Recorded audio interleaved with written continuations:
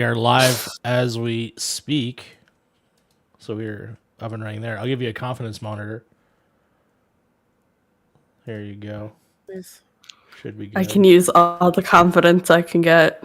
I need all the confidence. Let's hopefully that doesn't tank the internet. We should be fine though. I'm running on borrowed time on this computer. This computer is like ready to explode. I definitely got to clean it. That's for sure. Yeah, I'm afraid of the water tank that also the water cooling. That's probably going to explode. I'm not even sure there's actual water in there. It's probably just spitting out just. Should someone else be streaming? Probably. But no, we'll do this. We got this. Okay. All right. I'm scared. Don't be, because we're going to start the podcast right now. Hello, everyone, and welcome to the Point in Progress podcast, episode 96, the yawn attack, whatever Harv's doing right there. I, of course, am your host. That threw me off. You're welcome. I was watching him yawn and then him just to go bah into a bat. Oh my god! Doing jazz hands. Yeah, doing jazz hands. Remember that when we also did jazz hands the one time? Yeah. There. What the fuck is the show? I'm, of course, Mario Rivera. Joining me is the lovely other Point in Progress co-host. We'll go around the bend. First, I'm actually with Harv since he started the jazz hands chant. How you doing, Harv? What's going on? I am doing well. I have been playing one game for the most part for the last little while. Okay. Which has been No Rest of the Wicked. I've been putting a lot of time into it. Other than that, I am preparing for a trip that I'm leaving tomorrow. So there's a lot of stuff up in the air for me right now. I see. Other than that, good. Okay. I was thinking you're going to spend the weekend playing another Crab's Treasure, but I guess, you know. No, that'll be when I get back now at this point. Okay. That and Stellar Blade at some point. I don't know when I'm going to get to that. Because like that game came out, or is coming out, and then Crab's Treasure is out tomorrow. Is it out tomorrow? So everything's out this weekend, basically. Yeah. Okay. Yeah. So Okay. I'll probably end up playing Crab's Treasure first. But yeah, I'm excited for it. Good reviews. I'm excited. Very cool. And then the person that is filling out the wall in the back of them, Sly, how are you doing?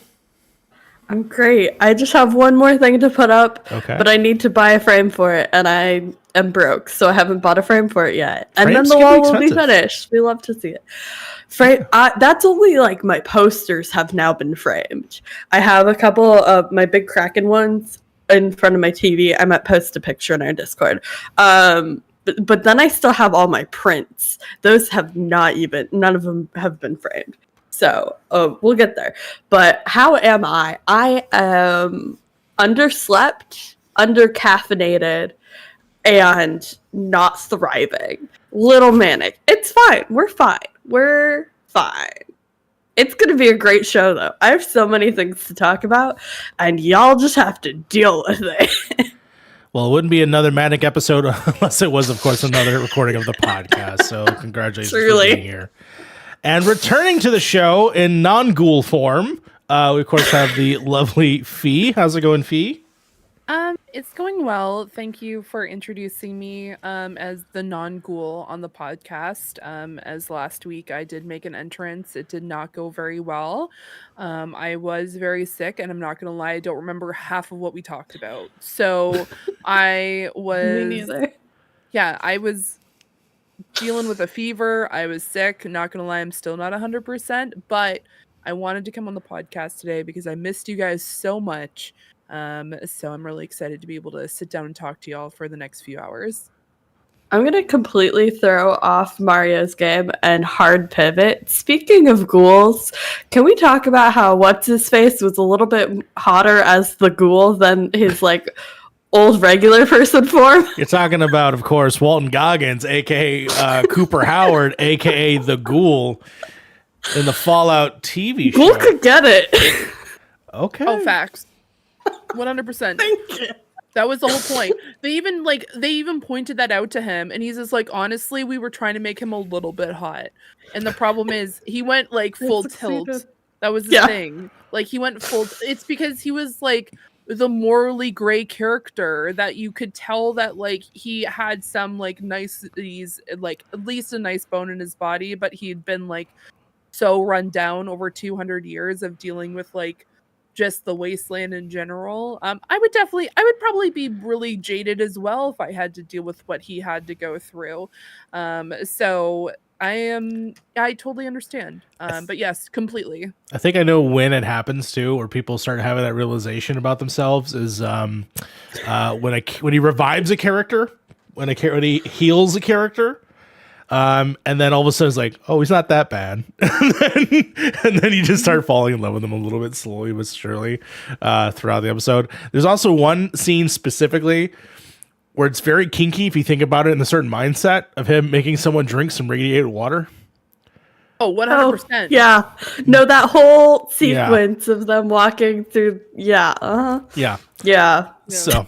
all right. Since we're here and we're already talking about it, let's we're going to continue some of our Fallout thoughts from last week. Of course, Frank was here. Frank is not here this week. He is out traveling the wastelands of course, New Vegas or 76 or whatever game that any of us dived into this last weekend. So he will obviously be missing out, but thank God Fee is here now that they can actually join us in talking about the show, because far as I know, out of all of us, the two biggest people that love Fallout is Frank and Fee. And so I want to get your thoughts. I want to hear what you're thinking. What you're thinking before the show came out. What do you think now after? And then what do you think for season 2? We'll start off with, what were you thinking before the show started? Okay, before what I was thinking beforehand was I was a little bit concerned. I love this series. It is hands down one of my favorite series of all time. So going into this, I'm like very concerned on how much they were going to truly represent the series and like how close to the actual series they were going to go with.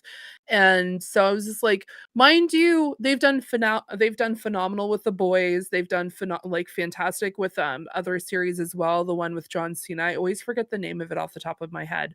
But it's just they've done such a good way, they've done like the dark humor twist, which is what Fallout is. There's a lot of dark humor in it. If you have not played a Fallout series before, there's a lot of death jokes and a lot of like just nuances that some people might feel uncomfortable about. And I think going into the show, I think they did a great freaking representation. Like it was an amalgamation of the different series. So we had obviously with the ghoul, it had very much Hancock vibes. If you're not familiar, that is the ghoul from Fallout 4. With Lucy, we kind of have that like really friendly, like happy-go-lucky kind of vault dweller, which is kind of like the stereotypical vault dweller in the series, where it's just like they've lived far away from all challenges of life, essentially, and now it's getting thrown into it. And then we had, of course, the different Danes with the Brotherhood, which was really well represented. And it was just, there were so many different shout outs and so many Easter eggs in it. I was just like, this is so phenomenally done. And I think they went above and beyond what they needed to do. And I'm not saying that's a bad thing by any means. And for a group that said that they weren't trying to stick directly with the actual like information and with the exact series, they did such a phenomenal job just making it their own, but at the same time staying with the actual like universe of Fallout. Yeah, playing within the universe, but yes, telling a new story. Yeah, that's the thing. And also with the way that the storyline has set up, it goes Fallout 1, Fallout 2, I think Tactics, and then Fallout 3, Fallout 4, and then at the very end we have the series, which the very first one, my apologies, is Fallout 76, because that is the first vault that opens, at least what we know of, and the games that we can play. So it's very interesting to see the fact that they didn't just stick with just Fallout 4, or they didn't just stick with New Vegas, or they just took everything together, and then they were like, how do we make this like feel like a branch of the actual Commonwealth, like, and specifically the Wasteland in the 13 colonies. And it was just there were definitely some liberties, especially when it came to how they dealt with the ghouls, because we haven't seen that before. For people who aren't aware, they kind of dealt with it a little bit on how they survive in the wasteland a little bit differently. But I think that kind of gives like a little bit more context, which is phenomenal. Because it's always been like, why are there feral ghouls and why are there ghouls that are normal humans?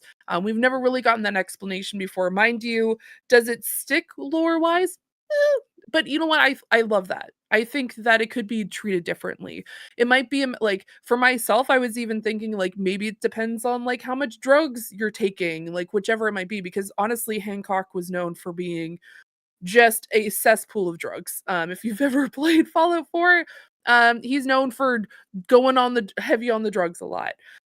Which is funny, Sly, you were talking about the fact that like of course the ghoul in the show is very attractive. That is, you can actually romance Hancock in Fallout 4.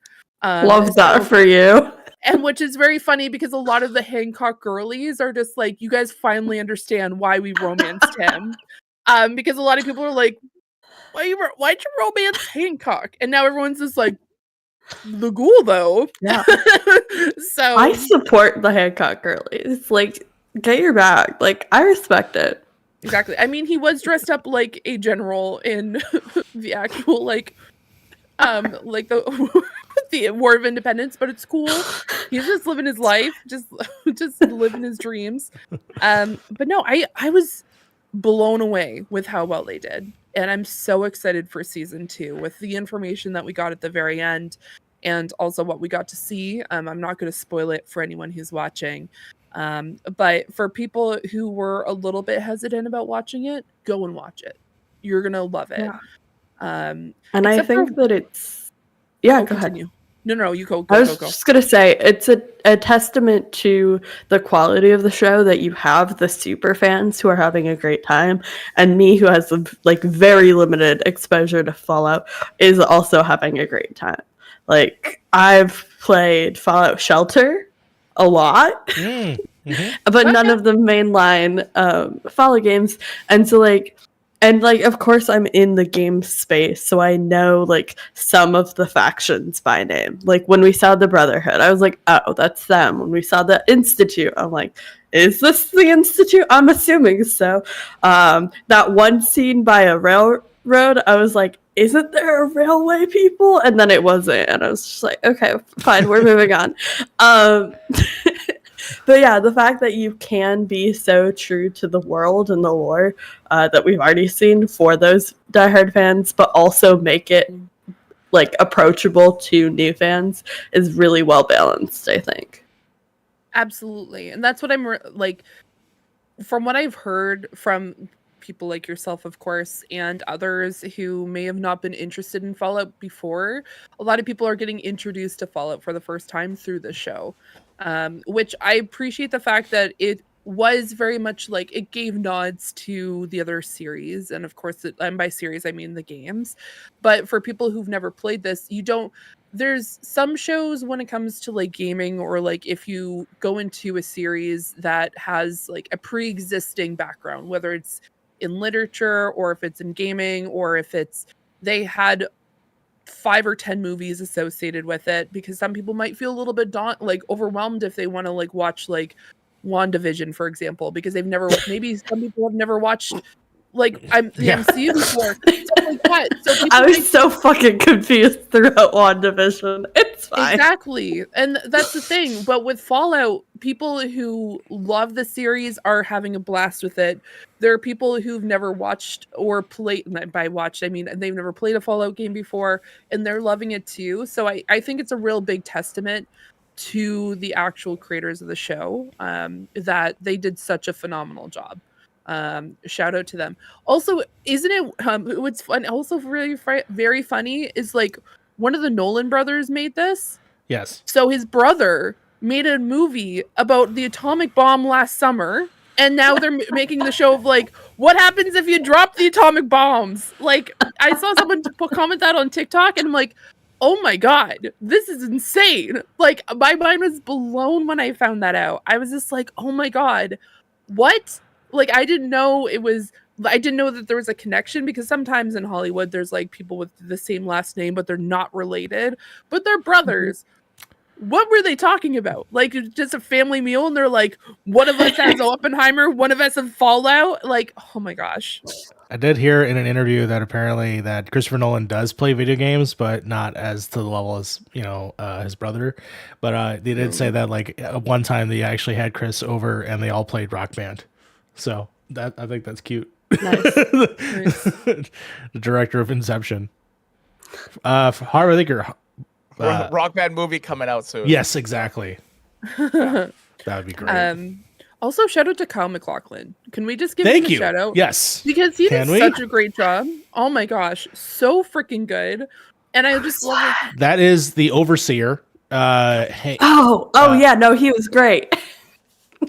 yeah. I had a fanboy moment multiple times because a number of times have brought up Dale Cooper on this show, Twin Peaks as a whole, and for him to be a part of this show, him being in a mainstream show that everybody's watching and now everyone's discovering him in a lot of ways. His TikTok is also hilarious. Yes. It's just I'm so happy that Kyle is getting his day in the sun, and I hope that more people watch Twin Peaks and other shit. He was the villain on the Flintstones. Like, that's how far back this goes with him. Also, just go watch Sex in the City, because Sex he in the was City. that. Yeah, Watch why the not? original Dune movie. Why not? Fuck because it. He is Paul Atreides. Fuck it. Go do that. Yes. Yes. So Lord of Brackets. Sly, did you finish the show? I finished the show. Okay. I think I watched episode 1 on Monday, but basically all day yesterday was just me sitting Okay. down and watching the show. And yeah, I liked it. The gore style wasn't super my vibe. Sure. I tolerate the brother son, that was pretty gory, but I don't know, something about it was more palatable. This felt more like Into the Badlands, which I did watch all of. Yeah. And so I thought they set it up really well that you were able to kind of not focus in when certain things are happening. If that's something that bothers you, I think it was very well telegraphed each time. It wasn't really a jump scare at all. Yeah. I liked the structure. I think I would have loved it more if it was. We all know I love a nonlinear storyline. I love a nonlinear storyline so much, and this had parallel storylines. Sure. We were seeing 3 events playing out at the same time, and they were all in different time periods or whatever. And that was interesting and fun. However, I think they could have gotten a little more loosey-goosey with how they presented that information in those scenes and mixed it up a little bit more. But yeah, I really loved, because from what I can tell, especially the mainline games, you don't really get a lot of information about what's going on in the vaults themselves. And so getting to see everything, all of that chaos that was happening as Lucy's just gallivanting out in the wasteland. Usually the vault stuff is done from terminals or some notes or something that go around the world and stuff. And Yeah. some NPCs tell you Kind of how that character but yeah. finds information is kind of how it goes. But it's you as the active player finding out and going into the vaults and then seeing the weird creatures and stuff like that. That definitely felt to me closest to how the games are when you go into vaults. Lucy to me is the best example of how this game, this TV show shines, because it very much feels like she is going on this main quest, but she keeps getting pushed into all these side adventures, which are just as rich and as interesting as the main quest. And I love how easy the main quest is. It's the same thing 2 of the main games. Go find the MacGuffin, or go find the person, right? That's simple. But then it's getting more complicated as the story goes along, to where you get to your answer, you get to your ending, and you're like, oh, this is not exactly what I was expecting. And now there's a lot more complications going forward, which we'll move into season 2. Very excited about that. Just my final thought on that was what I really liked about us seeing both the like events of in the vault itself and her adventures as she's going on this like you said, wonderfully crafted, like meandering journey, is that it was a great example of adapting to the conventions of the form. Mm-hmm. Like, you could have given us like a show that felt like a game where we are just like going through and getting information that way, but they really said like, this is a TV show and we're designing it as such, and so we get to see like the characters actually like experiencing and learning all of these things, and I thought that was really interesting. Yeah, my only I complaint had one more point, but I lost it. So let me know, jump in whenever you have it. Yeah. The one point someone brought out on TikTok, and I wholly agree, this is my biggest complaint about the show, and it makes the show worse. Season 2 better correct this. If that person's not looting everything in the room, what's the point? Yes, valid. Harv, how are you caught up on the show? Are you fully done too as well? Yeah. I've been done for a while now at this point. I've had a lot of time to kind of mull over the show. I think it's really good. I think they nailed what Fallout is. There are just some characters I still don't like in the show. Sure. But other than that, I think that'll be fine the next season. I think if they give him a little bit more character growth the next season, I think we'll be fine. Because it's like, again, the show's not perfect, but it's amazing. Like, it's really, really good. Yeah. So, but other than that, like, they nailed the vibe of Fallout. I know a lot of people have problems with like the whole storyline stuff, but like I think they said they like it's all connected. Like, it's all like there's a reason why they did it that way and stuff like that. I watched an actual interview, and they directly ask all the questions that I've seen, which if like there's a specific town that's mentioned in the show that is destroyed, but in timeline wise, it doesn't make the years don't add up. But they basically said that that's not necessarily saying that that's when the town went down. It's sort of beginning of the end. That's also a lot of that stuff. Like when you see it on like the boards and stuff like that, you can't really take it at face value too, because it's like their kind of way. It's their perspective of it. Yeah. So it's like one of those things where like it could not even be the right thing, right? Because you never know what's because like this whole world is like all kind of like in its own way of misinformation and the way that other people think how the world is supposed to be. Sure. And like what they were saying is like a lot of people want to save the world. They just all have different ways of doing it. And they all have their own way of like using propaganda to like do their own kind of like change history kind of thing in a way. You see that a lot with the Brotherhood, with their direction. You see it a lot with the New Republic that's going on, supposedly with the supposed villain of the show. Like there's different avenues that they do talk about ideologies in the show that I think are pretty well presented. I like the way they ended it. It's cool. It's really, really cool. I'm interested to see where the ending goes. Not with the stuff that they like, the very, very last scene, not that one, but the scene before that, when like with the NCR that whole thing. I'm just kind of like, how is that gonna change it? Because that feels like that changes so many things. There's a couple questions there that they leave intentionally open that I'm happy that they can explore in a season 2, and that way, not everything is politely given to you. That makes me happy as well. I feel like that also kind of is the sense of Fallout anyway. It's a lot of like investigating and also just like trying to figure out what's going on in the world. Just like what you were mentioning, like we were talking about earlier, is like with the vaults, you don't know the vaults right away. And like you said, you either find them through computers or you find them by just randomly showing up where you're like, oh, there's a sign that says do not enter. I wonder why it says do not enter. And then you're like, oh, you may have accidentally stumbled on the worst vault of known existence, which is something that happened to me when I played New Vegas. And it's just, I kind of gave that vibe, which I really appreciated. It wasn't just like, I would have been more concerned if everything was wrapped up like with a pretty little bow at the very end.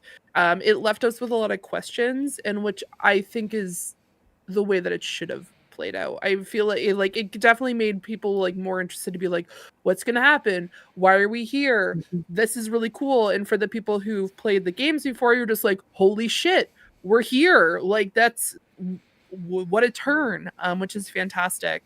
And just like, seeing like a lot of the places that maybe even Fallout veterans like myself are not particularly familiar with. I need to go back and play Fallout 1 and Fallout 2 because there is a particular place.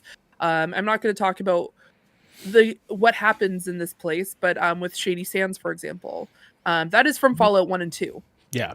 I've never played Fallout 1 and 2. So there's a lot of information there. So we might be seeing some glimpses of what happened with certain characters that are from 1 and 2. Who knows, which is phenomenal. And so I'm very excited to see what happens next. And also, yes, it is incredibly gory, sly.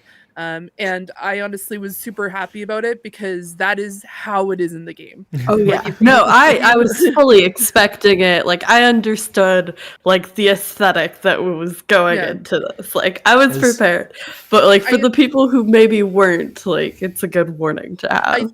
I think what really solidified to me that it was going to be a great show was when we saw Maximus with Paladin and they go into that cave and then you just hear the screech and he's just like shit and he starts running from the rad bear. I'm like, this is legitimately the best representation of how this game goes. You go into a cave, you hear some random like yell, things start shaking, and you're like, shit. And then you start running, and then you have like a death claw, you have a rad bear. It doesn't like whatever the situation might be, there's like numerous creatures that could be, but at the end of the day, it's just like that's the reaction that people have, especially like when you're first starting off, which in this case for that particular paladin, we don't really know the history of the said paladin, but we know when it came to Maximus that he was just like, this is my very first mission and holy hell what's happening, which Yeah. is definitely the vibe. And I also agree Lucy was phenomenal.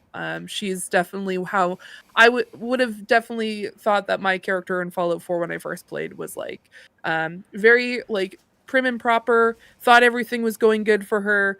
And then of course with Fallout 4 we find out that your child gets taken away from you, and then by the end my character is just like a sniper, but also does a lot of melee attacks and has a scar down her face and is dressed up like a 1920s detective because I constantly go around with Nick Valentine, who is literally the best, one of the best companions Yes. of all Fallout. So I'm just so happy that it's gone over so well.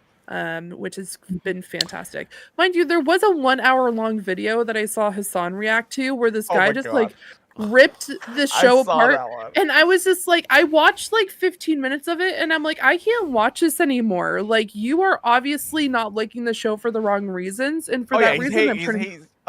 He's hate watching it for sure, 100%. Without the context of later seasons making assumptions that make him look like an asshole later, and it's just, why do you fuckers exist?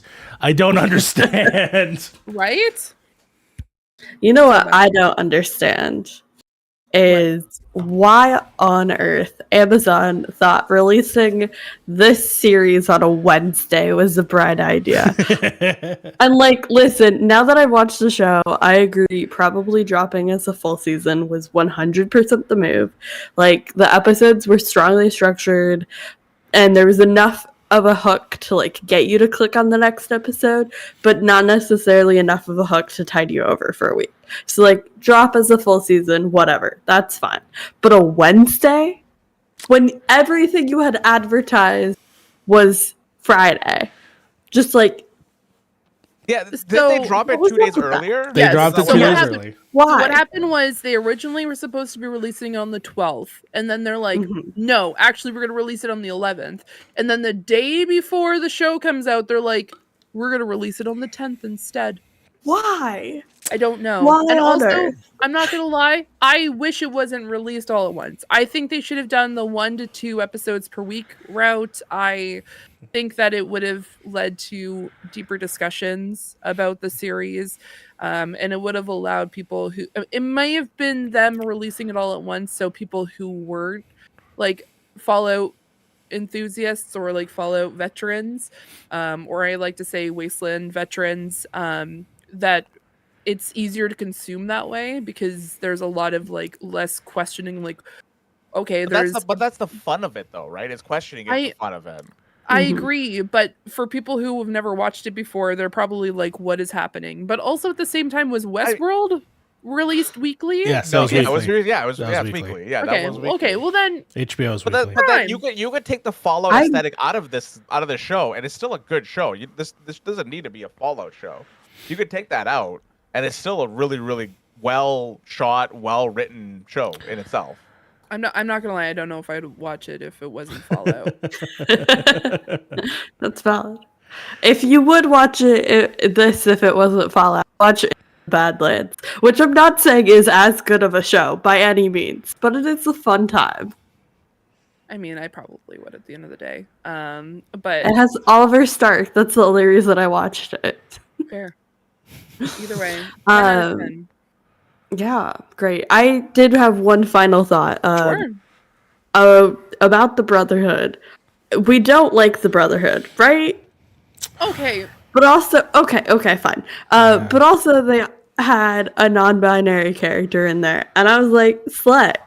I will support you any day. But then I was thinking about it, and it's not surprising to me, but it is very interesting that when I think back on all of the non-binary characters I can think of off the top of my head in all of television, they all are very similar. And so this is my formal petition to the world. I would love to see some more trans femme and some more AMAB non-binary characters in the future. I don't need everybody to look like me. That's boring. Valid. I can definitely say after playing a ton of Fallout 76 over the past 2 weeks, it is just the vibe. It's a vibe. It's a vibe. I love the fact that they brought a non-binary character into Fallout, and I also appreciate the fact that they just treated them like just anyone else. They were just there. Roster. They were just vibing. And I love that. Nobody commented on it.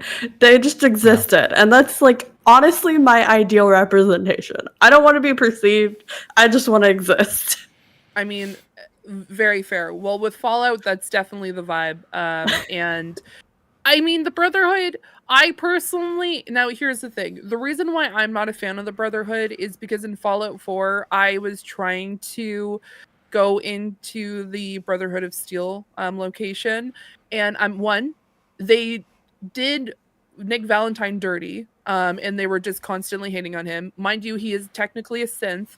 But they were being incredibly rude to him, and he just looks at you and he's just maybe I should go. I'm not wanted here. And I'm no one messes with Nick Valentine. And I'm but I'm trying my best to get all the companions.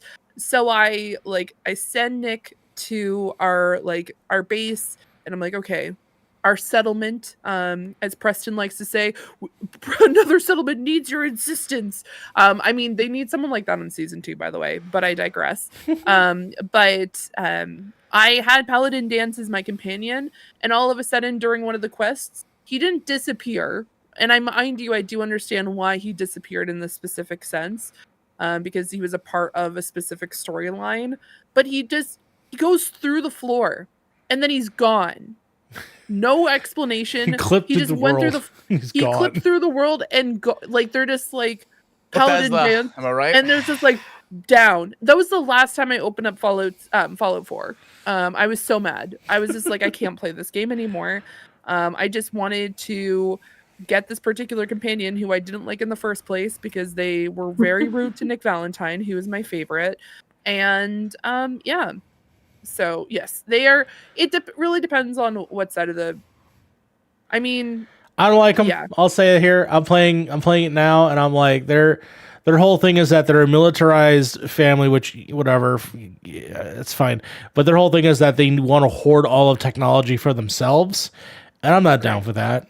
I'm not down for that at all. So fuck them.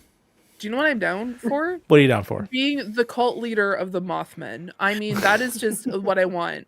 in Fallout 76, you can become a cult member, and I really just want to join the Mothman cult. I'm not gonna lie.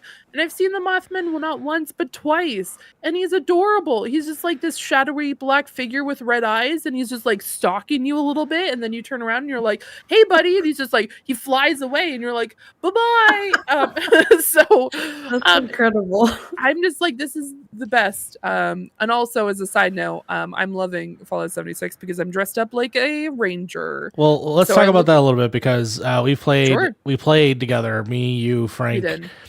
We talked about the story a little bit last week, but I mean, yeah, Fallout 76 is back in a big bad way. The show really revitalized not only that game, but I've been playing Fallout 4 at my save.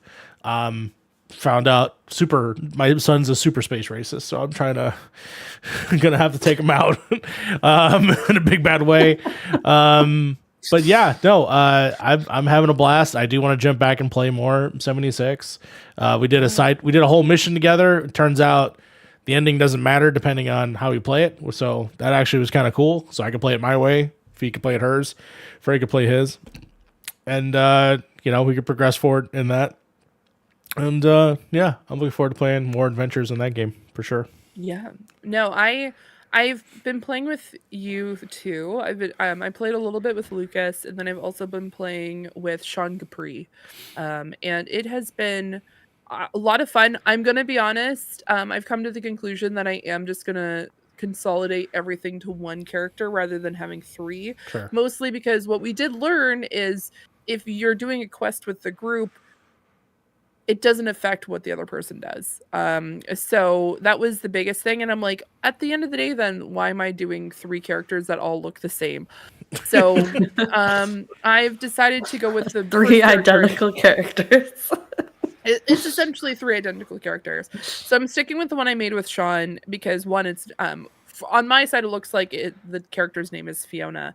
And then two, I got a full like actual ranger outfit. So I have the ranger hat, I have the ranger's like get up, and I also have a backpack that looks like it's very ranger like, and I just like walk around Appalachia, and I'm just like, this is my life. I'm loving the ranger look. I feel like I'm a part of the space. Like I feel like that I'm like doing my patrol through the Blue Mountains, like just checking to see how everyone's doing, and it's a vibe. Yeah. I have a very important thought to share with you. Sure. For that entire conversation, every time you said ranger, I was desperately trying to figure out if you were talking about like the D&D class ranger or like the like actual real life human job ranger. Like Yogi Bear Ranger. Yes, the like only you can prevent It forest could have fires. gone either way. Yeah, it's definitely the only you can prevent forest fires like type national park ranger. Yeah. So that is the vibe that my character is currently giving, which is phenomenal. I do need to go on to my other character just so I can drop some of my outfits because I do have a really cool like a Letterman jacket outfit, and then I have like a essentially like the greasers kind of That's outfit. sick. So I need to the grease snakes. So I need to send those away to someone else's character so then I can get it on my main character, because that's definitely the vibe that I want to give. But yeah, I've been having nothing but fun with Fallout 76, and it's one of those things where it's just like I log in every day of the tunnel snakes. B will eventually play Fallout with us. Tunnel snakes rule. I mean, that's true. I'm down to play tomorrow. I'm down to play this weekend. I logged in today to do my daily, and I was just like, this is just a very casual, like turning on the radio, going through and doing my daily. It's just a lot of fun. You keep saying tomorrow. Okay, you know why? Because like I go to bed really early now, and it sucks. As So- you should. I Sleep really- is good. Last night I was just just as a random side note, I'm so sorry. I've been like randomly watching TikTok lives for hours, and it's mostly like I don't know if you guys know. Okay, first of all, I'm gonna be very clear. I'm never buying into this. I'm never gonna be doing any of this or being associated with it because Okay. it's definitely an MLM scheme. So it's just like jewelry. All right. Okay. So like people like it's like what is it like fizz parties or something? So they like people buy these rings and then they put them in the water and then they like it's so weird. I don't know why I just find it very entertaining. I told Kay and Amber and Kay was just like it's essentially because it's gambling. And I'm like, "Oh, that makes sense." So it's just really entertaining to watch because some of these people are insanely fast. Like I watched one girl last night did 104 orders. She's just like My boom, God. boom, boom, boom, boom, boom, boom, boom, boom, boom, boom, boom, boom, boom. And I'm like, what is happening? Like this is so interesting to me.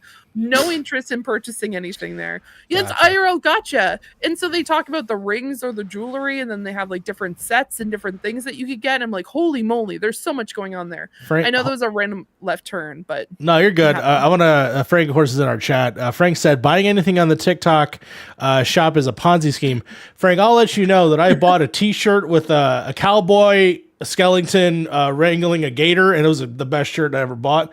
And then also, Incredible. I bought the feet thing that people are like, they're like laying down in their beds, and they have like these like things wrapped around their feet that like gives them air compression. I bought those bad boys. Those feel good. They jerk off my feet, and it feels great. Love that for you. While we're on this social media tangent, How are you going to watch me? your partner- Hold on. Frank said, how are you going to? I've never seen you wear it once in your life. The T-shirt, I just got it. So, and I got that for Chris. It's not technically mine. But also, you won't be able to see the things that jerk off my feet unless you come pay for it. All right. On that note, speaking of social media, I'm going to just keep going with my thought. My partner recently discovered. I was gonna say the Joker, and then I realized I can't say that to a bunch of nerds because you would think of like the character that Nikola Jokic as a human being, the basketball player. Yeah, basketball player. Got it. And so I was going through all of my likes on Instagram to just send clips of Nikola Jokic talking to the media and stuff. And man, that dude rules. I adore him so much. He's my favorite person. Lord. Shout out to Nikola Jokic, I guess. Anyways, what were we talking about? Music. Let's talk about. Yes, let's switch over to our next topic, which of course, Fee went to Coachella and has been lying to us this whole time. She actually wasn't a ghoul. Has just been bopping out to what was her face, Grimes. You mean the girl who goes to Coachella with a what is it? A hard drive stick? Yeah, a hard drive, and it's just my music is going too fast, yes. And then complain about it. Yeah, no, I definitely okay. First of all, I'm gonna be very clear. I didn't go to Coachella. I watched it live on YouTube. But secondly, I did not watch Grimes. She was not my interest at Coachella. I did watch the Take It Back Sunday clip. Oh my god, that was bad. That was rough. I mean, I was watching Sabrina Carpenter. That was phenomenal. Espresso, Chef's Kiss. That song is consistently stuck in my head. But no, I was more excited for a specific band called ATEEZ, which is a K-pop band. And honestly, I'm so excited that mind you, there was a whole joke about we have to gatekeep them because one of the main singers in the group, Son, never wears a shirt, which also Mingy also didn't wear a shirt either. They were wearing blazers without shirts on. And they all took a shot during the middle of the set, which was phenomenal. It was a part of behavior. It was so good. Chef's Kiss, phenomenal. Both weekends because they performed both weekends, of course. And they did such a fantastic job. Also, their English is getting so much better, which is Chef's Kiss. They did such a great job. Because some of them were very nervous to speak English for a while because they weren't fluent in it, but now they were just yelling it, which is very, very fun to watch, of course. They did a fantastic job. Shout out to them. And also, I just loved watching, and I was talking about this before we started the podcast, is during Coachella on YouTube, they have different live streams. They usually have 6 going with the different stages. And so when they did the first weekend, which by the way, thank you whoever decided that they needed to get rid of the first camera person because they messed up completely. 0 out of 10. It's because there's 8 members, and so they'd be like pointing the camera, they'd have them zoomed in on the person who wasn't singing, and so then they kept on like switching, and I'm like, someone didn't do their homework. 0 out of 10 there, but it was very entertaining because you couldn't hear the crowd. And so a lot of people were very concerned. There's a specific song called Gorilla. And one of the fan chants is break the wall because that's a part of the song. And so a lot of people were this crowd's really tame. But then if you went to one of the other live streams, you could hear them chanting from the other side of Coachella. They were at the farthest stage and you could hear them just yelling break the wall, and they sound like insane, just over the top screaming. Like these people sound like this is the last thing they're gonna do, which is fantastic. That is the way that you have to respond to that song and all the rest of the songs, of course. Also shout out to the Rose, who did phenomenally, which is also another K-pop band, which I've been watching them since they were doing like TikTok and YouTube lives of them busking on the streets of Korea, and now they're doing Coachella, which is phenomenal. Le Seraphim, girlies, there's a problem, but I'm not going to talk about that. But there was a lot of fantastic things there. There was a lot of creepy things too.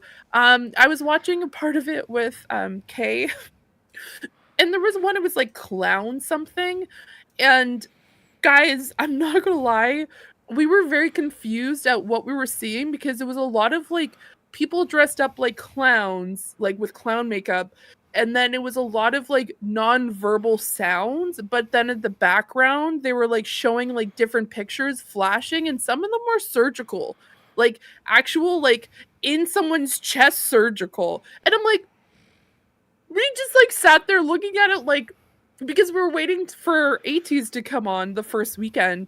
And so we kept on clicking through the different acts that were going on, and we're we wish we'd ever seen that. I'm I watch Criminal Minds. I go to sleep watching Criminal Minds. The sounds of oh, there's 10 people who've been murdered and there's a family that's in the basement. It's just oh, hakshu.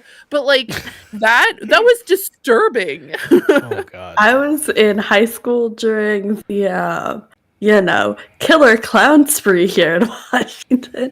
So, I'm not quite a fan of that combination of surgical images and a clown performance. Not quite to my taste.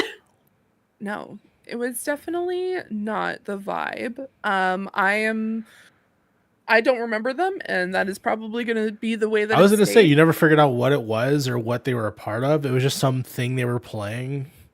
It was it was an actual act. Weird. It was one of the the people that were performing at Coachella for an hour and 15 minutes. Okay, wow. And so I don't know what they were doing. Some of it may have been different through other parts, but I just wasn't interested. I was just I can't.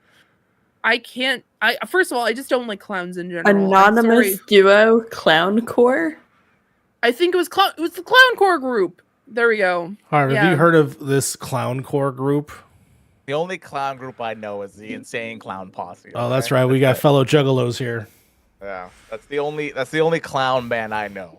The only clown band that's the only clown band I will know. Okay? That's what you recognize? The only one you... Yeah, it's the only one I recognize.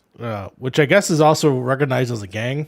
I mean, I'm not surprised.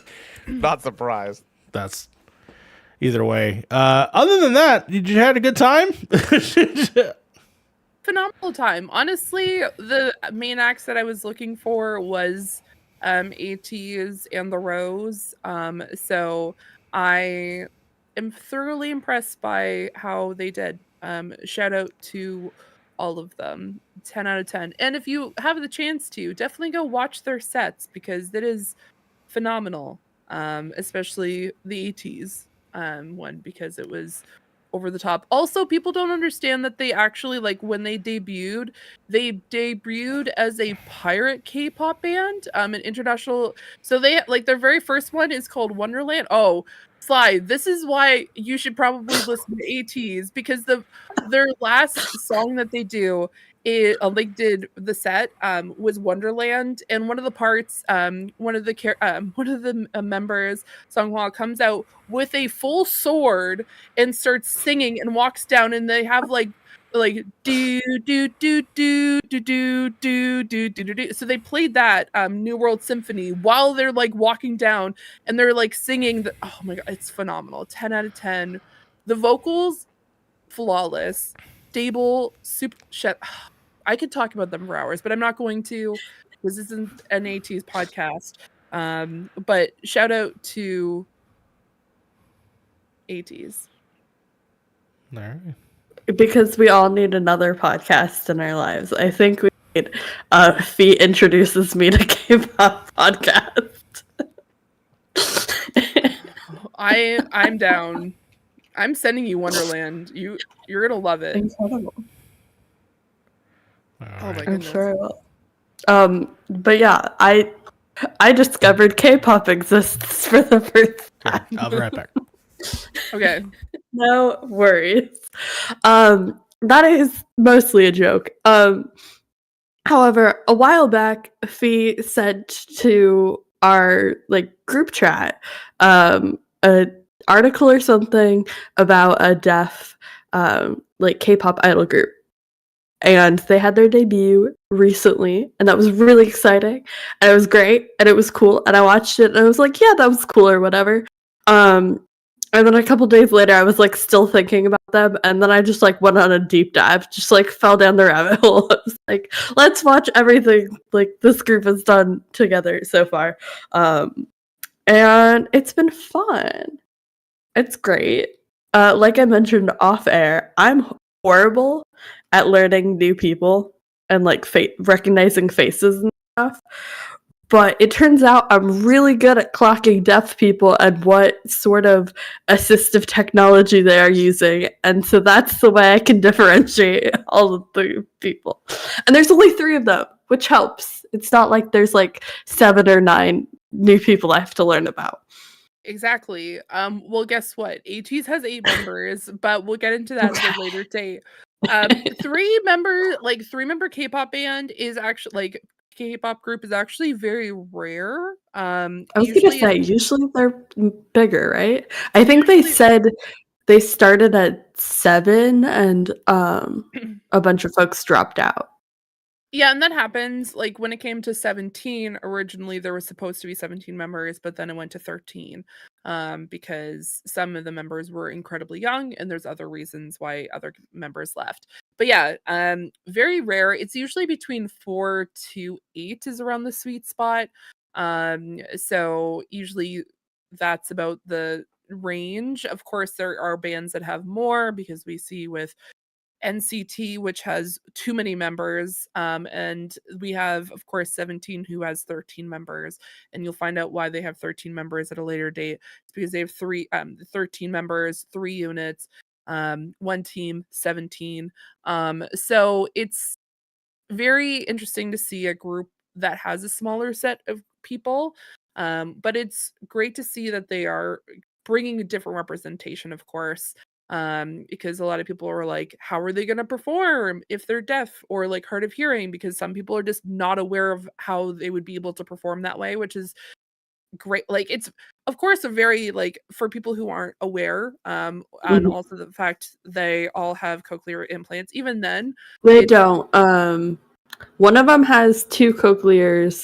One of them has 1 cochlear and 1 just like regular behind the ear. And then one uses the IICs, which are basically the like little mini ones that like hide inside your ear. So one person uses, I think, 2 hearing aids. One person has 1 of each, and then one person has 2 cochlears.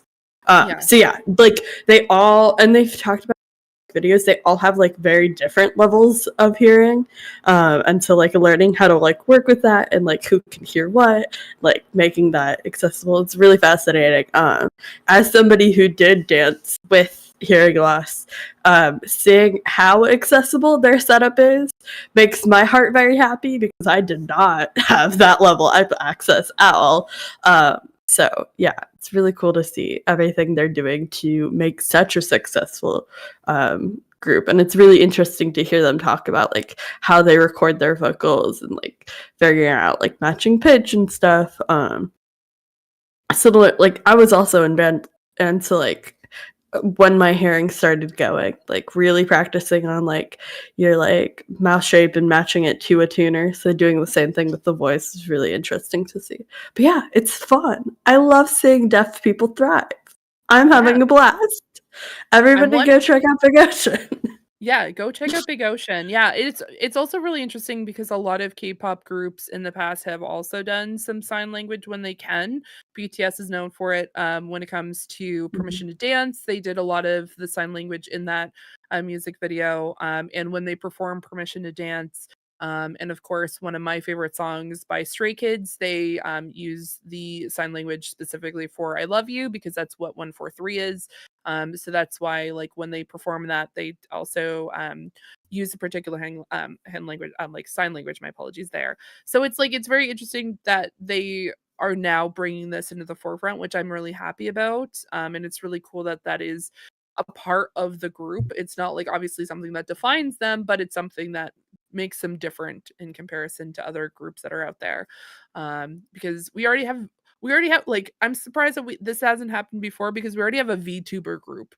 Like there's like actual like full digital characters, specific like idols. And so there's definitely been different premises. I know earlier I was talking about like ATEEZ does like the whole pirate thing.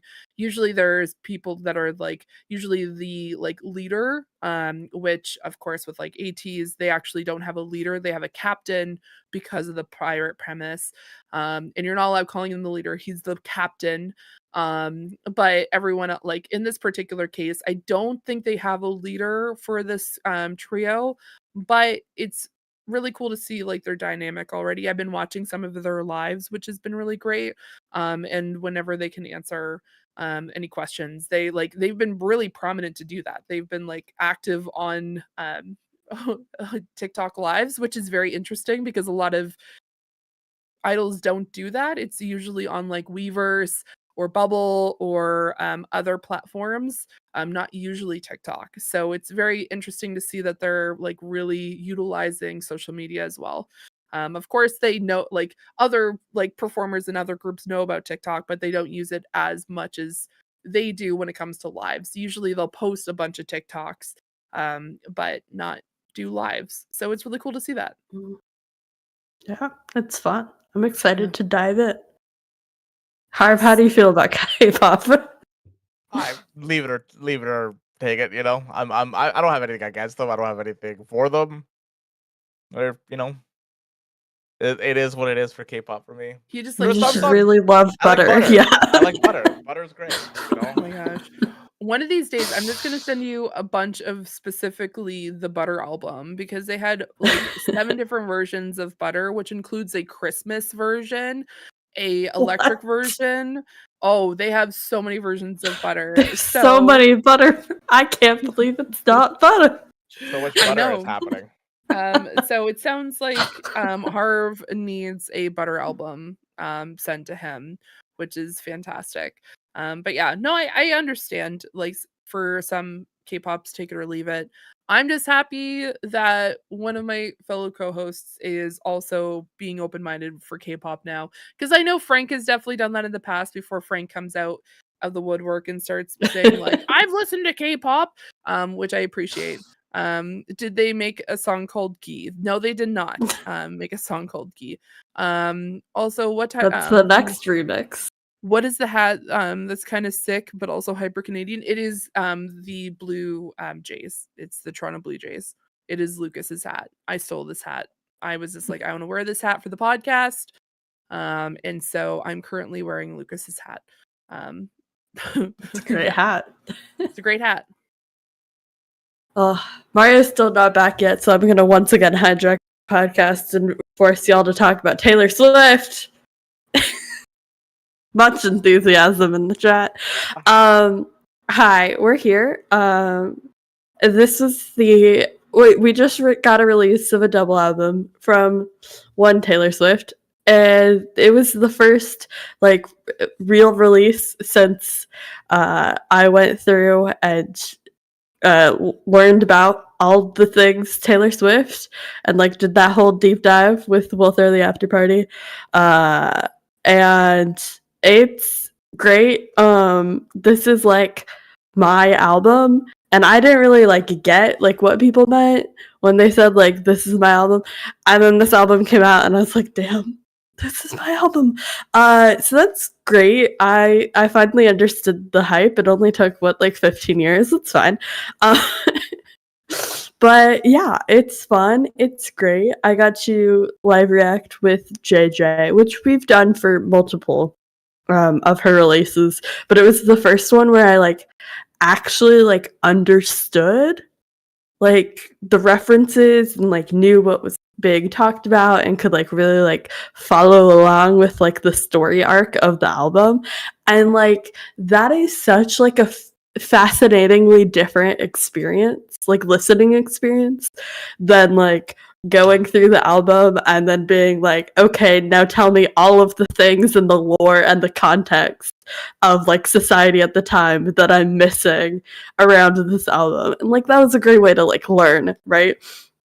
But being able to like go into this album like understanding what's up was fascinating. Incredible. Anyways, that's all. I'll stop bothering you all with Taylor Swift. No, I'm just saying, I'm having a great time. It's a blast. I wanted to talk about it. I listened to some of it. Okay. A lot of it Thoughts? sounds similar to each other, especially the first half of the CD. Second half. Yeah. Ultimately, But that's the thing is I love a sonically cohesive album. I love something that I can like put on and just play straight through and like it like has like a constant like vibe to it. So like that's one of the reasons I really love it, is it all does kind of sound the same. And if that's not your vibe, like I totally get that.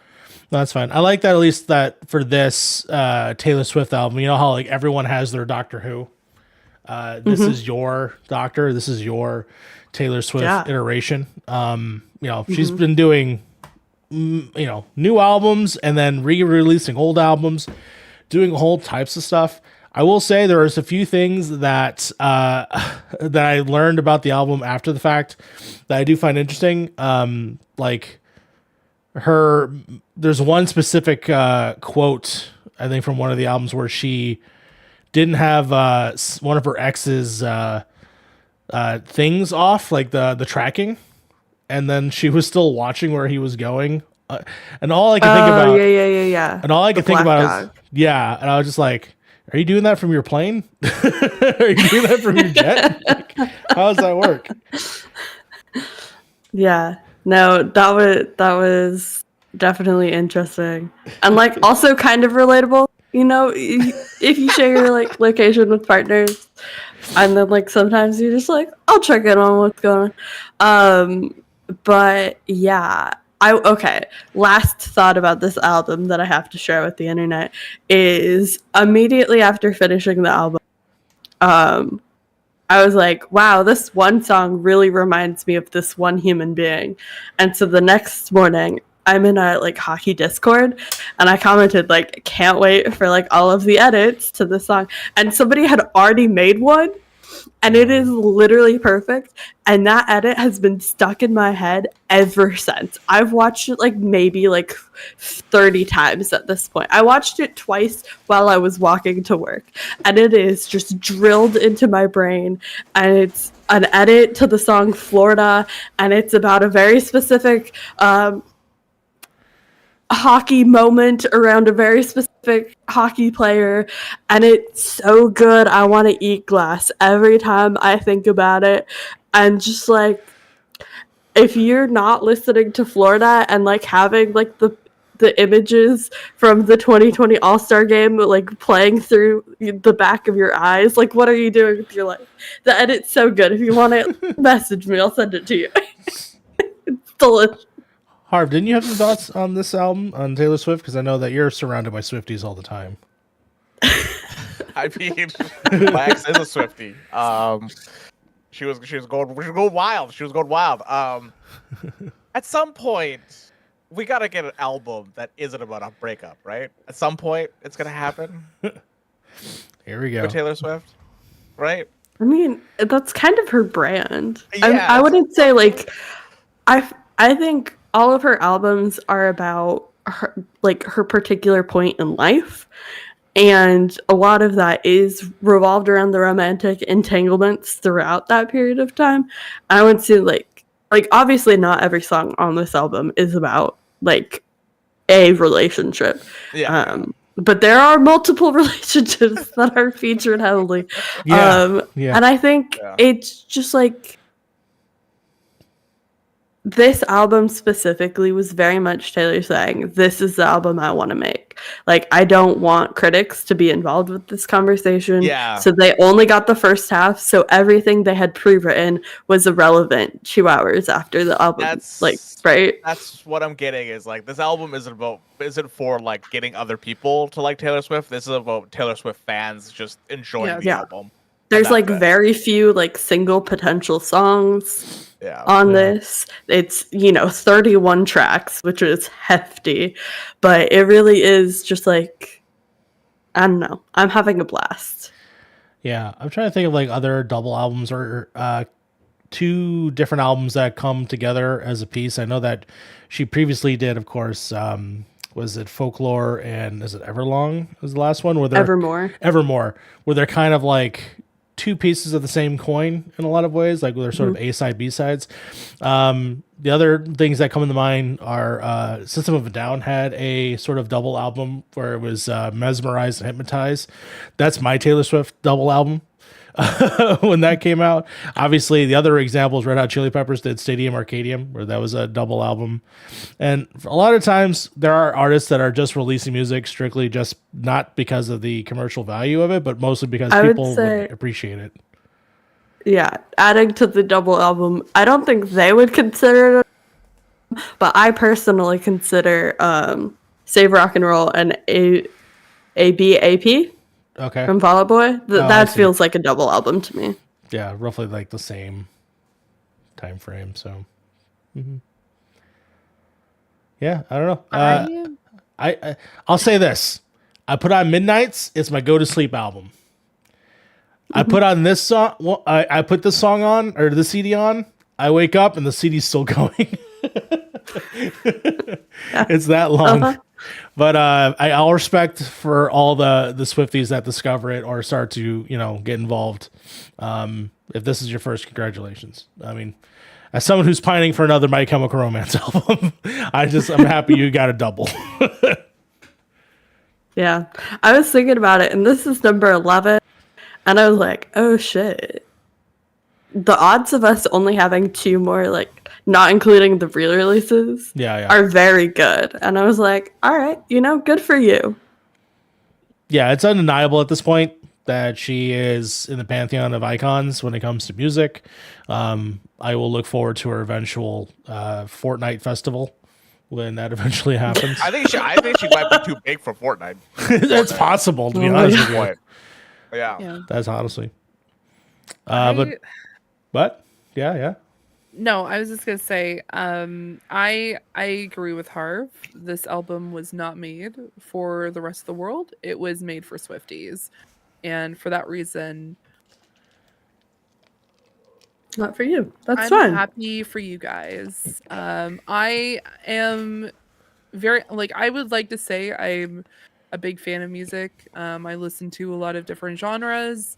One of my favorite bands, of course, BTS does a lot of different they'll do different songs in regards to different stories, of course, or have different meanings, and a lot of other genres that I listen to and a lot of other bands do the same thing. I find Taylor Swift's a little bit pointed, and for that reason it's just not my vibe.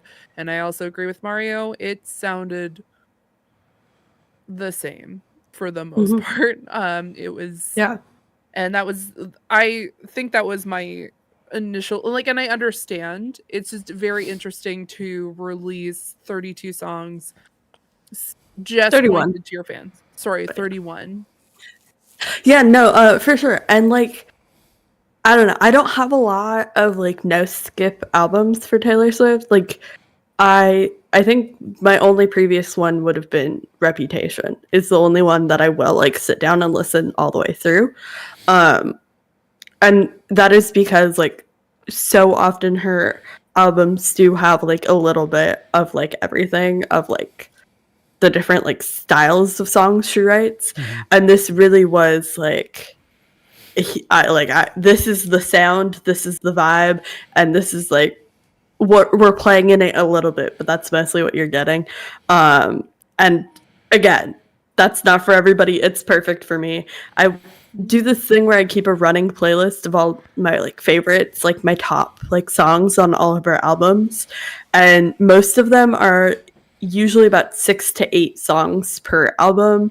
8-song albums are usually the re-releases with the vault tracks and stuff, right?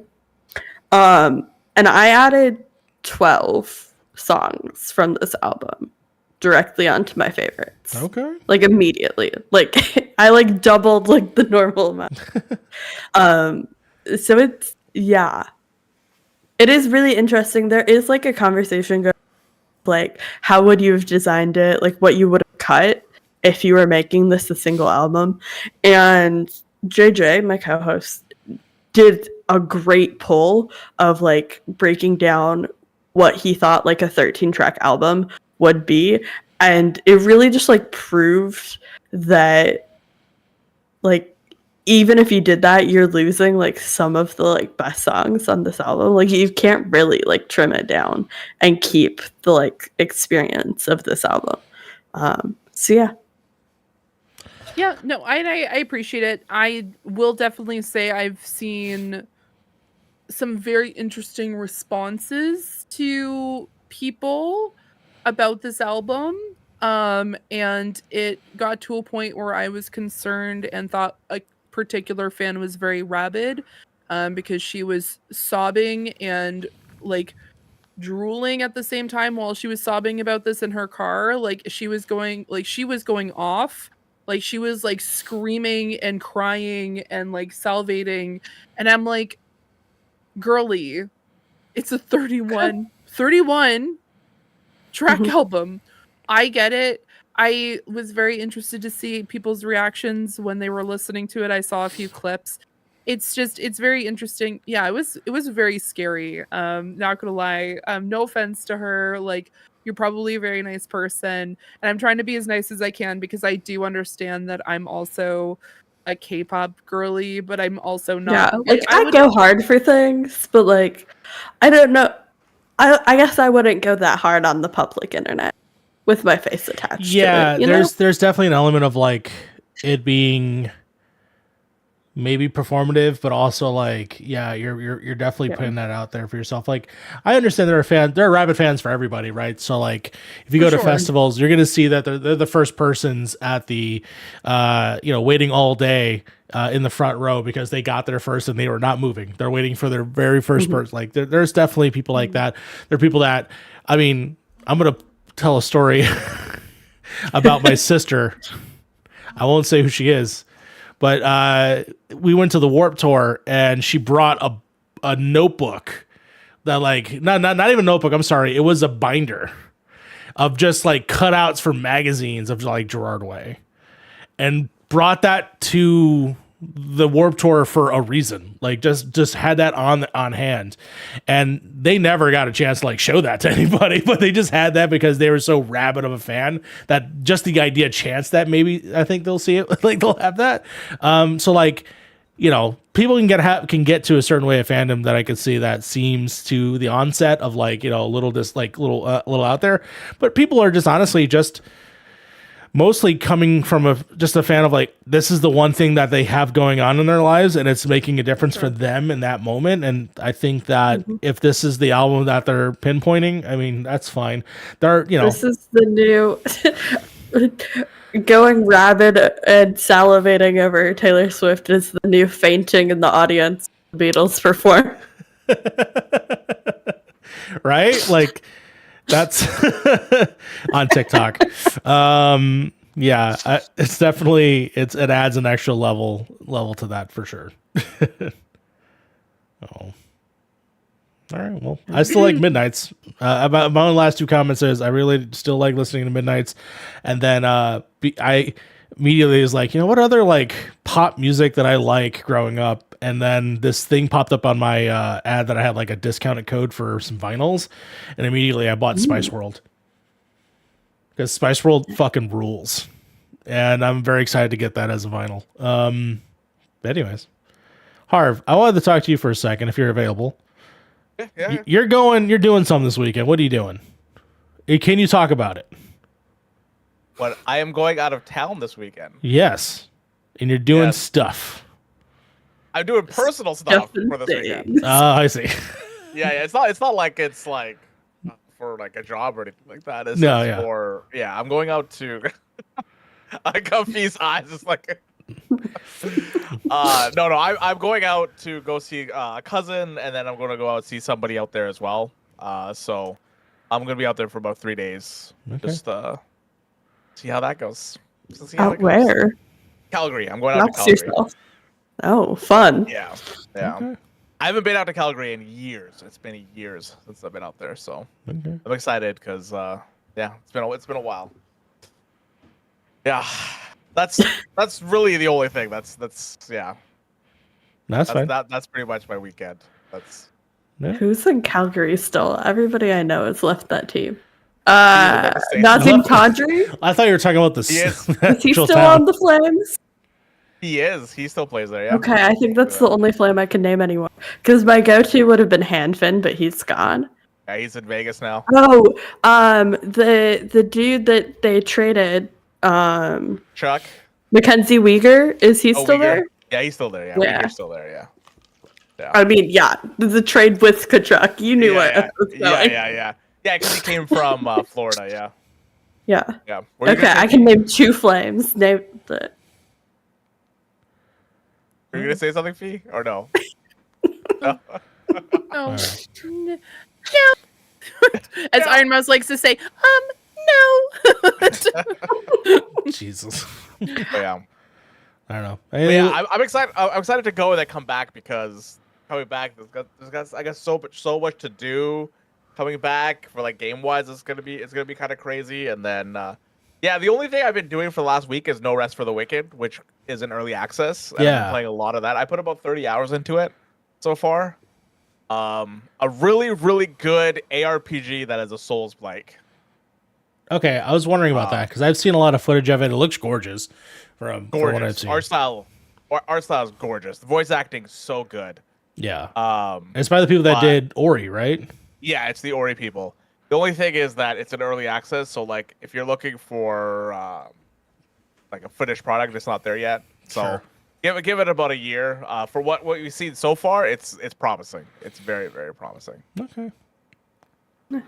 And in terms of just games in general, I mean, did you also check out the new Final Fantasy DLC? I have not. I've been wanting to. Have you thought about it? Yeah, I've been thinking about it too. I thought about it, but I'm like, I don't know. I hate turning on my PS5. You know, I just like. This man's about to turn his PS5. Wait. Soul Blade is also on PC, right? PS5. No, it is on PS5. Okay. Yeah, and I'm like, I don't want to. Like, that's the thing. That's my major hurdle right now is turning the PS5 on to play that game. And it's connected to your monitor, right? It is, but like I have to like turn off the monitor connected there and then capture it with a capture card and so much work. Just play it on PC. How hard is it? Just put it on PC, guys. This is the curse of doing it for the content. I know, and it's a Souls game, so I kind of have to. So. Yeah, you do. Yeah. I mean, dude. I mean, I could just go back to Elden Ring. Which, hey, Elden Ring content, really good. Yeah. So like. Yeah, having fun smashing through doing some no death runs. Yeah, well, this will be the last one for a little recently. Oh, I've been doing a little bit of bingo. I've been doing I did a run that removed the entire open world of Elden Ring. Oh, you mentioned that last week, right? Yeah, and it's just going through the dungeons. So that's been fun and kind of chaotic. But yeah, I mean, I'm just trying to find new ways to play the game. Honestly, at this point, that's all it is. I've just been trying to find new ways to play the game. Wow. We'll never die in our hearts. I mean, DLC's coming out in like 2 months, so Yeah. I mean, my DLC character is all prepped, so ready to go. Okay. So you have somebody. So you have something already prepped, ready to go, and then you go through that content. Okay, that's good. Yeah, I went through did all 165 bosses. I went through all the quest lines. I did all the endings, and yeah, the character is ready to go. Okay, that's cool. I mean, the only thing that I haven't really been getting out on, other than getting the glasses, I did do a hearing test. I'll figure out more about that later. I'll talk about that another time. But I just been watching a lot of movies. I'm watching Reacher, TV shows. Blue Eye Samurai is a show that if you guys have not seen, that fucking show rips. Have you guys heard of this show? Yes. Yeah? Netflix, right? It's on Netflix. Fee, have you seen it? Yeah. I have not seen it. Oh, man. Okay. Yeah, it's a show about in the Edo period where the sort of like European rule of like people that they have all left basically Japan at this point, except for 4, and they've essentially become warlords. They all are dealt with either like flesh, which of course is just sort of like, brothels and stuff like that, guns, and some other dealings. The story follows this main character that is a descendant of one of them and is also half Japanese and becomes a samurai, and their whole mission is to kill them all. So it's very great in terms of the animation. The animation kind of reminds me a little bit of the Arcane style. There are some amazing calls to other history of samurai media or even just pop culture. For instance, there's this whole episode where the main song is a Japanese version of a Metallica song. And it's it rips. It rips harder than Daredevil hallway scenes. Like, it's that good. So I highly recommend it. It is very much rated R in the same sense of like a Game of Thrones.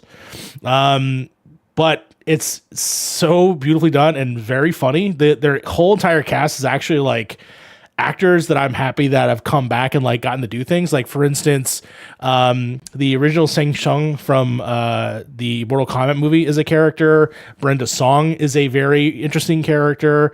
Masaoka from Heroes is in here as well, and then some other surprise voices that will are throughout the whole series, including Randall Park has a very significant role as one of the voice characters.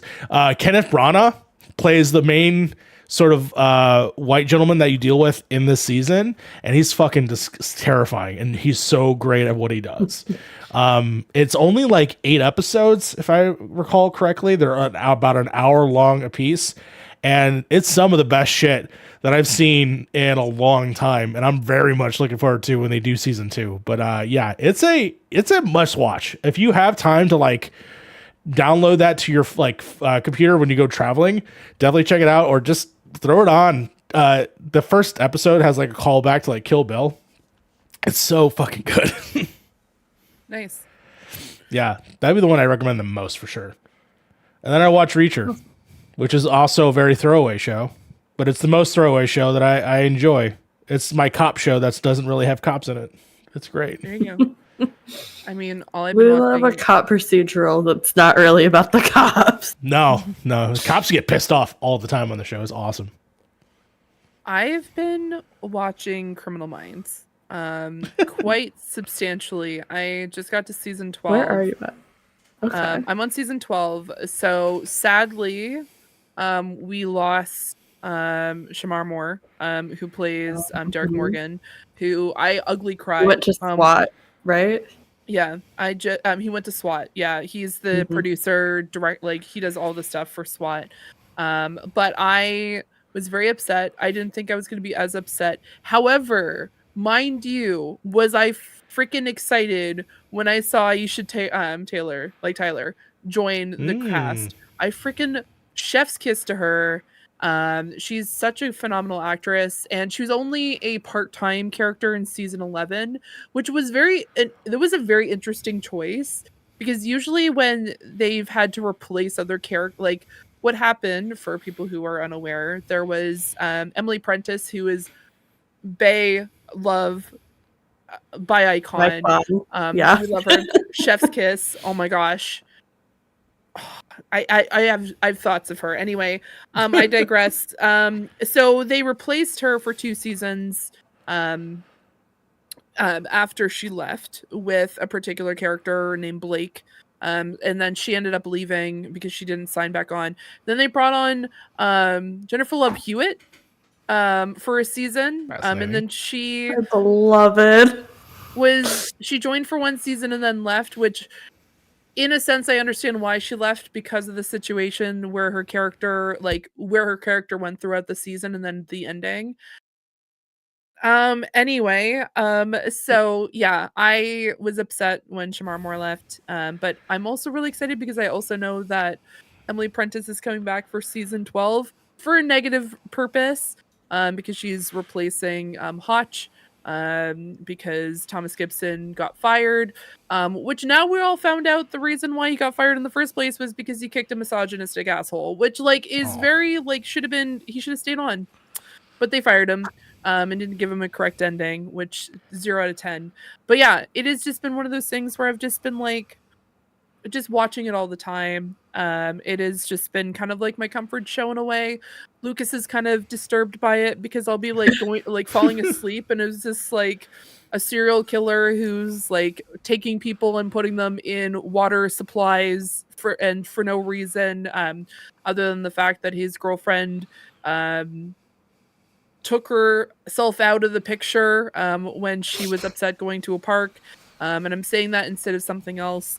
So it's just, there's a lot of crazy things that go on. Also, I would love to get in the mind of Matthew Gray Gubler, and also find out where do you come off, sir? Because the episodes that he's directed are if you see his name in director spot, you're in there for a fucking ride. It is a deep, disturbing, twisted mess, but also at the same time he successfully got some really prolific horror characters to join on particular episodes. He had the actor who played Freddy Krueger. Oh, Robert Englund. So he had him join on as a detective. He had, of course, Tobin Bell as well, for a character. So he just he finds these very very dark stories, and then these guys just are yeah, let me join this, I want to be a part of this. And you're I know who you are. You are not a detective. I feel at the end of the episode we're gonna find out you're the murderer. It's a very interesting way. And also I'm just shocked that I'm not shocked, but I'm also shocked at the same time it went on for so long, because we've seen things with CSI.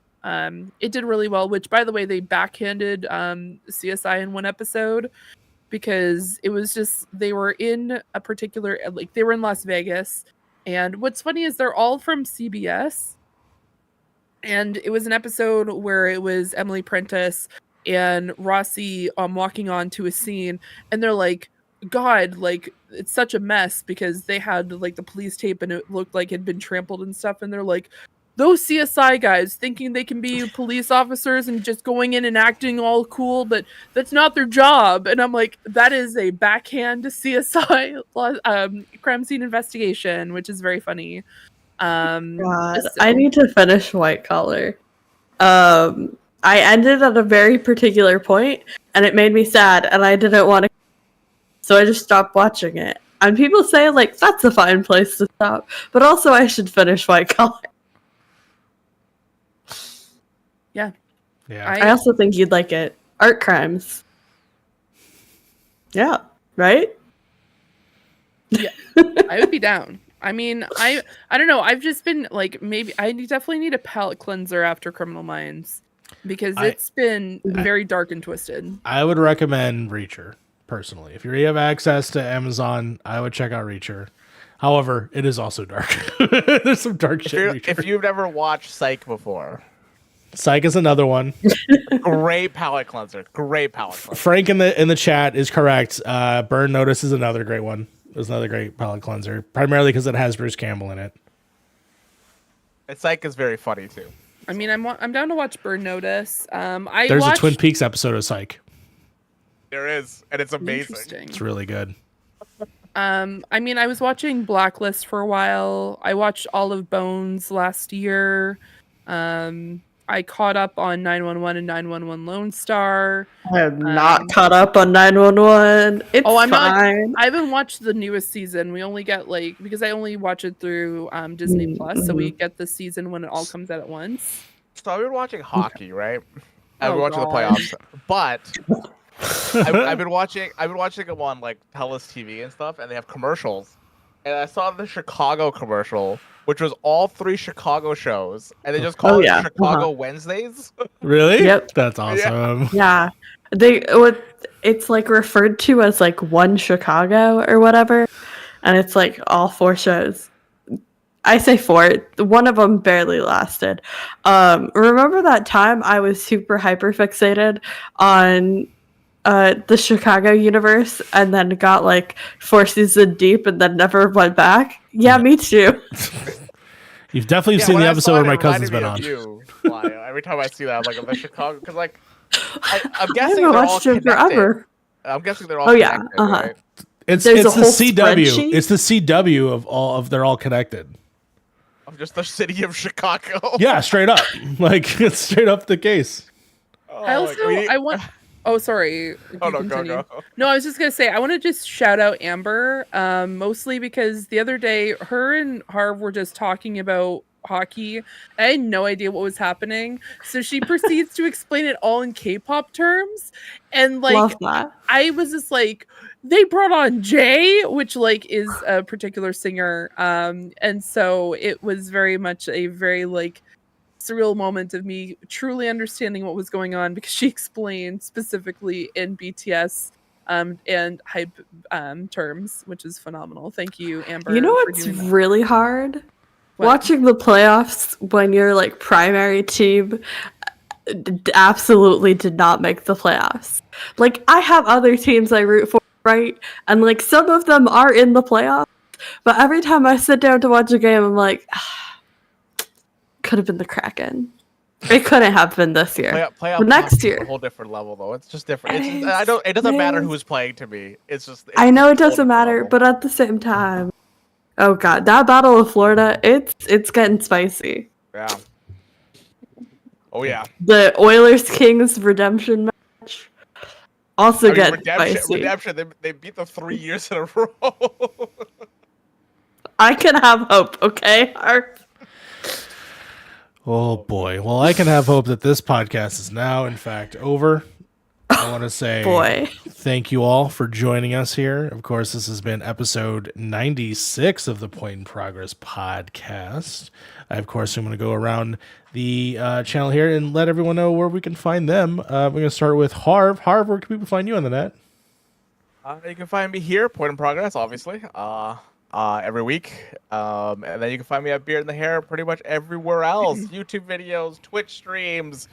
Well, no streams until Monday now at this point for me. Yeah. So I'm going to stream on his channel. I'm just going to play random music videos. We're going to hijack Beard in the Hair. Everyone will be there like, what's going on? You can just do movie reviews. I absolutely will. I'll be like, today I'm watching Lisa Frankenstein. Pretty good. I watched Annabelle. Fucking great. Annabelle. So good. Oh my gosh. Very good. Once it comes out, I want to do a watch party of it because I really want to watch it. Yeah, it's very good. How are you going to put Melissa Rivera from the Scream movies, Dan Stevens, and fucking Dan Stevens is in there, and then also fucking Catherine Newton, who is, I love her. She's fantastic. So yeah, great film. Anyways, thank you, Harv, for telling me where you're going to be. Sly, where are you going to be? I'm not going to use this to plug myself. Y'all, but I do have a request. I am looking for theme songs two pieces of media that like slap so hard that you unironically listen to them like disconnected from the piece of media. So my examples are We Can Stay from the Next Stop audio drama. That song I constantly have on playlists. And the new one is from the Alex Rider TV show, which I've talked about a million times. But the song The World Is Mine also is going to become a playlist regular for me. So my formal request is if anybody else has theme songs to like TV shows or whatever that you like unironically love, regardless of the TV show, send them to me, please. Hey, okay, will do. I'll send you Cyndi Lauper's "Good Enough," the theme song to the Goonies. I'll send that to you. Fee, where can people find you on the net? You can find me here. You can find me over at Carpool Gaming on Friday nights, where I sit down with 3 of my co-hosts and we talk about all things video games and Xbox. Shout out to them. Also, at some point, I've been dealing with I've been down with the sickness for a while, guys. But I do plan on coming back to stream. And also shout out Lucas's Twitch channel because he plans on starting to do weekly board game streams, which is fantastic. Very cool. So very, very fun. 10 out of 10. So definitely go check him out. We should have hired him to do that on our channel, and we missed the ball on that one. You know, missed the ball on that one. Because we're gonna be changing next week. By the way, this is the last week you're gonna see my setup this way. Next week, my setup is gonna be different. You're gonna see all my books and like things behind me because we are moving my desk around. We're gonna be bringing in the board game table. We're hoping to bring in the board game table here. So next week it's gonna look a lot different, which I'm really excited about. Got a whole set building going on. Yeah, exactly. It's gonna be a lot of fun. Now I can just pull like random K-pop albums off my shelf and be like, look at this. Oh, look at this book. Look at this random thing I 3D printed. So I'm really excited about it. 10 out of 10. And also, Sly, if you want to find songs from television shows and stuff like that, anime exists. Anime has a lot of great openings and closings. So if you want JJK, for example, Attack on Titan, Digimon the movie, Kids in America, great song. Also, shout out to Kay who randomly messaged me Baba Yetu from Civilization. If you go and check that out, Sly, I think you'd really like Baba Yetu. So go and check that one out. Tell us what you think of it. But yeah, there's a ton of different, like Bluebird from Naruto, phenomenal. 10 out of 10. Would highly recommend. So go and do that. Woo! Frank in the chat says, I cooked to Sephiroth's theme. Also, I just randomly listen to Fire every so often. Fire, do, like from Hell's Kitchen. Oh. Why did you say that? Because now I hear it. It's like, yeah, I hear it now. God damn it. You can find me, God knows, anywhere over there at the Twitters or X's, wherever you want to call it. At that Mario Rivera, you can find me here at Point in Progress, where we, of course, do this podcast, and then hopefully some future stuff going on my own channel, and then future projects going here that we might talk about later. But until then, of course, this has been your Point in Progress podcast. I want to thank everyone in the chat who is chatting it up with us here on the show as we do this live on our Wednesday recordings. And again, I want to thank everybody. This has been the Point in Progress. Progress has been made. Shout out to Frank. Coming, my food is currently being delivered. Hey, listen, end this on a good note. All right. Hell yeah. All right, chat. We're going to go ahead and say goodbye. Again, thank you so much for being here. You've been the best. We love you. Goodbye now. Bye.